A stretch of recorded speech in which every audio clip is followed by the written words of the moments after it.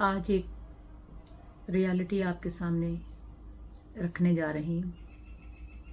सुनिए और अपनी ज़िंदगियों से इसका मुआवजा कीजिए। हम में से बहुत से लोग ऐसे ही सूरत हाल से आशना हैं। वो इसका ऐलान करें या ना करें, लेकिन मुश्किलात तो बहरहाल अपनी जगह हमेशा कायम है और रहती दुनिया तक रहेंगी। बस हिम्मत बांध कर चलते रहना चाहिए और इस कहानी के एंड की तरह अपने आप को कोई नुकसान नहीं पहुंचाना चाहिए। तो पेश खिदमत है।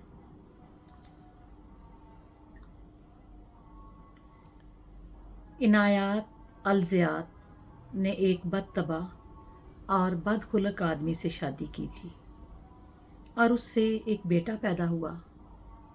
फिर तलाक हो गई और बेटा 7 साल तक उसके साथ रहा।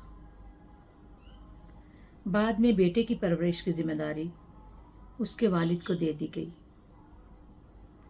बेटा अपने वालिद और सौतेली माँ से मिलने जाया करता था, जहाँ वो उसे हमेशा उसकी माँ के खिलाफ भड़काते थे।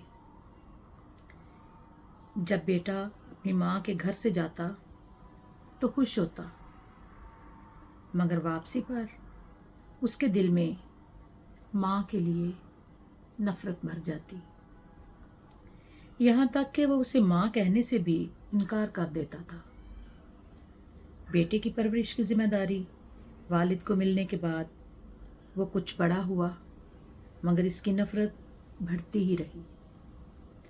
एक दिन जब वो वालिद के घर से वापस आया तो इनायत ने उसे गले लगाने के लिए अपनी बाहें फैलाई, मगर उसने तमस्कराना अंदाज में कहा, कैसी हो खाला?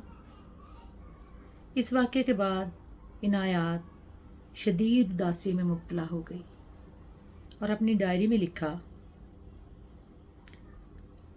हम किसी के मालिक नहीं और ना कोई हमारा मालिक है।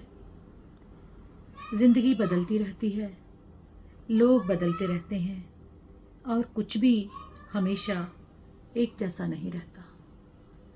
हत्ता के बच्चे भी नहीं, वो बच्चे भी नहीं जिन्होंने हमारे अंदर जन्म लिया, जो हमारे खून पर पल कर बड़े हुए, जिनकी पैदाइश की अज़ियत हमने बर्दाश्त की।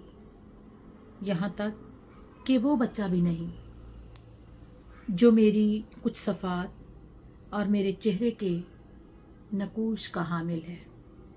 यहाँ तक कि वो बच्चा भी नहीं जिसकी मुस्कुराहट मेरी मुस्कुराहट है और जिसकी छोटी टेढ़ी उंगली मेरी उंगली जैसी है। यहाँ तक कि वो बच्चा भी नहीं जिसे मैंने दूध के साथ अपनी मोहब्बत भी पिलाई। यहाँ तक कि वो बच्चा भी नहीं जिसकी नींद के लिए मैंने बेख्वाबी बर्दाश्त की। यहाँ तक कि वो भी बदल जाता है, यहाँ तक कि वो भी मुझे भूल जाता है।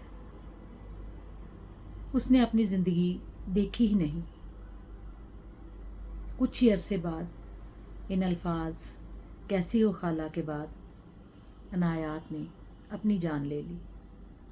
ये कहानी मशहूर मुसन्फ़ा इनायत अलज़ियात की है, जिन्होंने सिर्फ़ एक नावल मोहब्बत और ख़ामोशी लिखा, जो उनके मरने के 1 साल बाद शाये हुआ।